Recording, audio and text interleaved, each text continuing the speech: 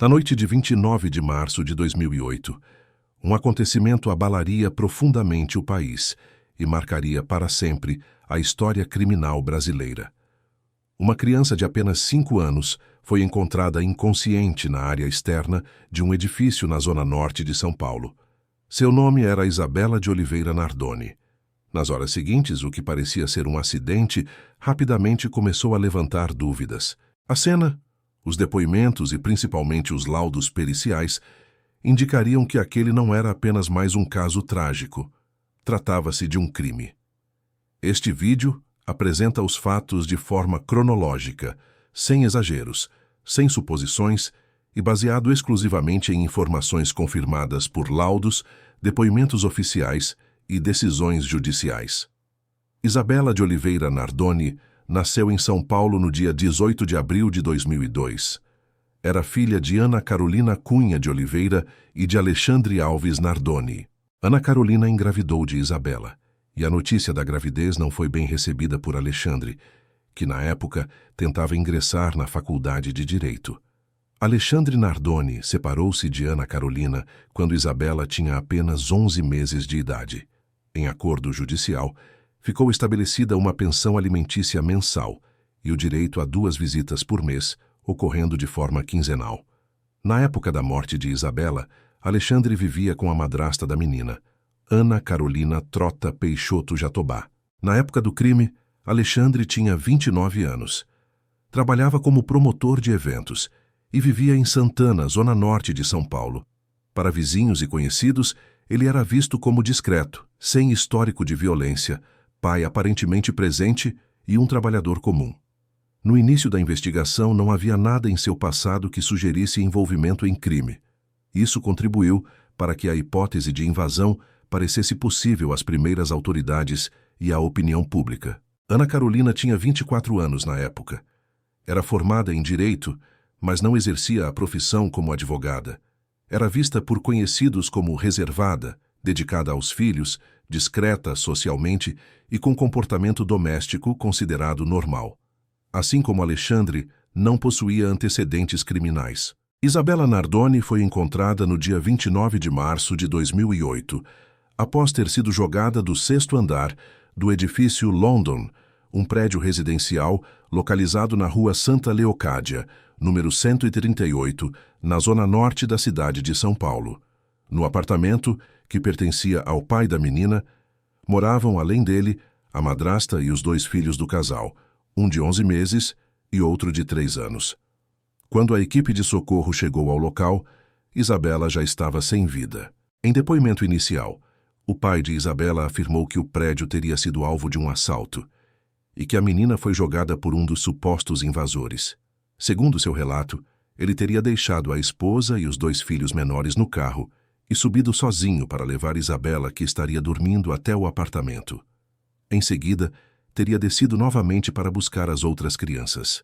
Ao retornar ao imóvel, relatou ter encontrado a tela da janela cortada e a filha caída no gramado em frente ao edifício. A primeira pessoa que viu a criança no gramado foi o porteiro. Ele teria relatado que escutou um forte barulho e, quando olhou, a menina já estava no chão. Um morador do 1º andar também teria escutado um estrondo e visto Isabela da sacada. Ele teria sido o primeiro a acionar o resgate, que demorou cerca de 13 minutos.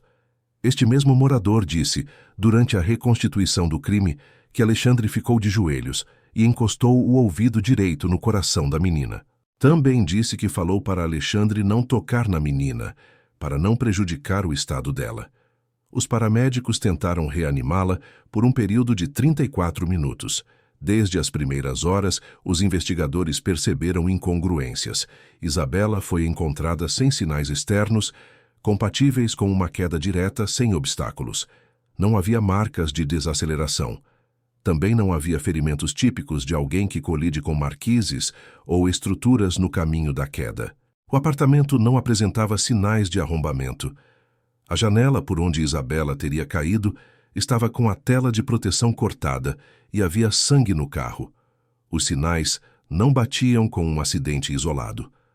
A polícia técnico-científica realizou uma varredura completa no imóvel. E entre os principais achados, manchas de sangue no quarto e marcas de tentativa de limpeza recente. O corte na tela da janela havia sido feito de dentro para fora e não havia sinais de entrada forçada no apartamento. Esse último detalhe foi crucial. Se alguém tivesse invadido o imóvel, haveria marcas de violência em portas ou janelas. Nenhuma foi encontrada. O laudo do Instituto Médico Legal revelou algo ainda mais grave. Isabela apresentava sinais de asfixia antes da queda. Os especialistas encontraram lesões no pescoço da vítima, hemorragia nos olhos, compatibilidade com esganadura e ferimentos anteriores à queda. Isso significava que Isabela já estava inconsciente ou sem resposta quando foi jogada. A queda, portanto, não foi a causa primária da morte, mas o evento final. A presença de sangue no carro foi um dos elementos mais comprometedores. Segundo Alexandre, Isabela não tinha se ferido no veículo. No entanto, a perícia encontrou sangue compatível com a vítima nos bancos e itens internos. Isso demonstrava que Isabela entrou ferida no carro ou foi ferida dentro do carro. Mais uma contradição. A investigação rejeitou completamente a hipótese de invasão. Com base nos vestígios, foi identificado o seguinte fluxo lógico. Isabela entrou consciente no apartamento. Houve agressão no quarto. Ela sofreu asfixia. O corpo foi levado até a janela. A tela foi cortada por dentro. Isabela foi lançada. Tentativas de limpeza também ocorreram. Foi constatado que Isabela foi lançada pelos pulsos e que a marca de suas mãos ficaram logo abaixo da janela, como a marca de seus joelhos. Segundo um promotor, Isabela teria sido delicadamente derrubada do 6º andar. Isso, na opinião desse mesmo promotor, refuta a versão apresentada pelo casal. Se fosse um monstro, como dizem os indiciados, certamente não se preocuparia e arremessaria a menina de qualquer lugar e de qualquer jeito. Ela foi jogada do quarto dos irmãos, cuidadosamente introduzida no buraco da rede de proteção e delicadamente teve as mãos soltas, afirmou. Ainda segundo o promotor, se Isabela tivesse sido arremessada da janela de seu quarto, ela teria sofrido danos físicos ainda maiores por conta do piso de granito, ao contrário do gramado abaixo da janela do quarto dos irmãos. Alexandre e Ana Carolina deram múltiplas versões. Em alguns momentos relataram que ouviram barulhos estranhos e em outros que imaginaram tentativa de invasão.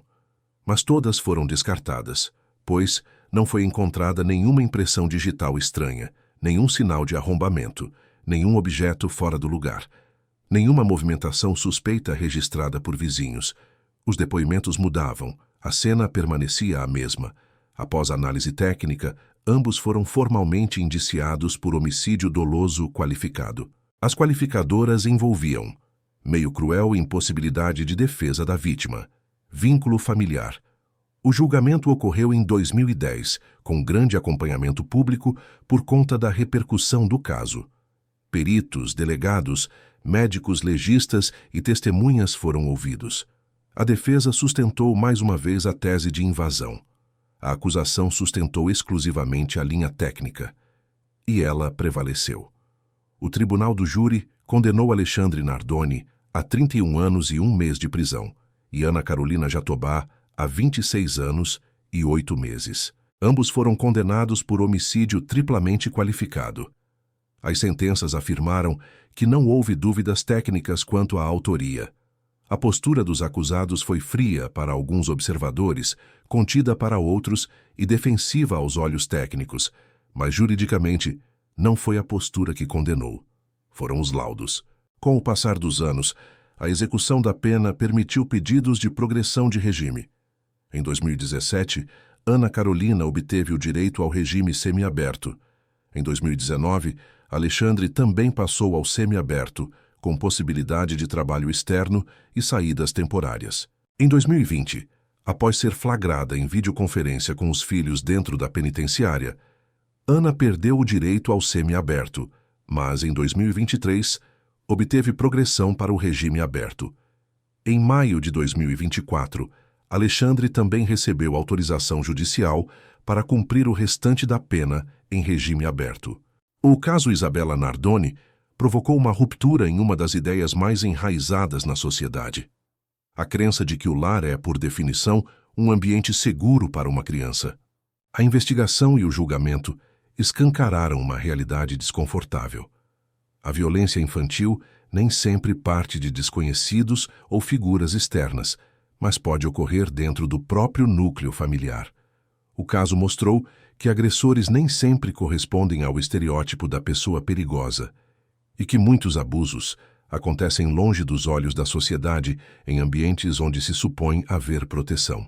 Isso gerou debates sobre a eficácia do sistema de proteção à infância, especialmente em relação ao papel do Conselho Tutelar, além de discussões sobre a capacidade de identificar sinais de alerta em crianças e sobre a responsabilidade de familiares próximos em situações de risco.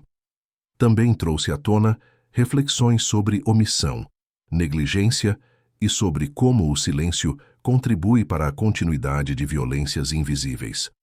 Outro debate central foi o papel da perícia dentro da justiça criminal. O processo se baseou quase inteiramente em provas técnicas, o que levou o público a compreender melhor como funciona o trabalho da perícia científica, dos laudos técnicos científicos, dos exames do Instituto Médico Legal, da análise de vestígios e da reconstrução de cenas de crime.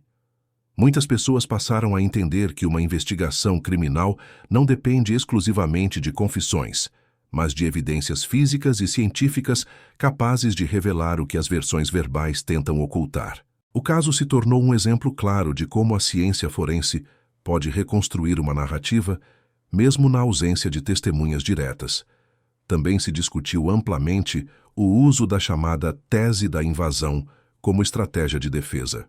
A alegação da participação de um terceiro sem qualquer comprovação concreta levantou o alerta sobre um padrão frequente em crimes domésticos: acusações vagas, tentativas de redirecionar suspeitas, inexistência de provas contra um suposto estranho e o uso da narrativa de invasão sem qualquer respaldo material. Esse aspecto passou a ser abordado inclusive em cursos de direito penal e em treinamentos policiais, reforçando a necessidade de diferenciar versões plausíveis de teses que não se sustentam nos elementos técnicos do processo. A atuação da mídia também entrou no centro das discussões. A cobertura intensa levantou questionamentos sobre exposição precoce, julgamento social antes da conclusão judicial, vazamentos de informações e sensacionalismo. Especialistas passaram a debater até que ponto vai o direito à informação e em que momento ele se transforma em exploração da dor alheia. O caso também reacendeu o debate sobre os direitos das crianças, questionando falhas no sistema de proteção, o papel da escola, da família, dos vizinhos e das instituições, além da importância de canais de denúncia e do estímulo à escuta ativa de crianças em situação de vulnerabilidade. Se você gosta do canal, não se esqueça de deixar seu like e se inscrever, pois isso nos ajuda demais a crescer aqui no YouTube. Muito obrigada e até o próximo vídeo.